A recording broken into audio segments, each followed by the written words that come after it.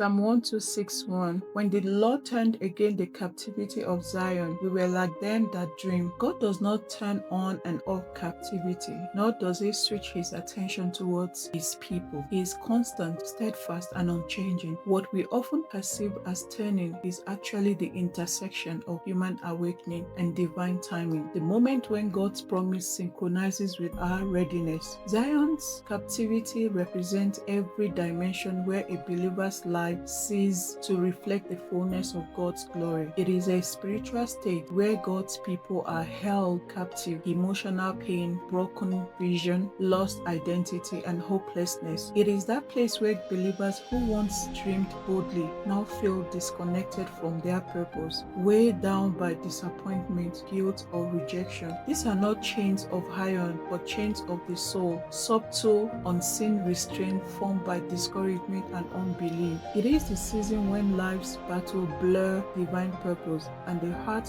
loses sight of its true identity in Christ. Yet God never withdraws. His presence is like the sun, ever shining and unwavering. But when the heart turns one side experiences darkness. So it is when we drift into compromise or unbelief, stepping into the shadows of separation, not because God moved, but because we did. When the Lord turned again does not mean God changed his mind. It describes the moment of spiritual awakening when his people realign and their hearts turn back towards the constant light of his presence. In that sacred moment, what was invisible becomes visible. The promise becomes present and the delay becomes delivered. His mercy is always there, but when our eyes are flooded with revelational light, we awaken to that favor that never left, and that's when we experience restoration. So today we declare that my life is realigned with the constant light of God's presence. Every shadow of confusion,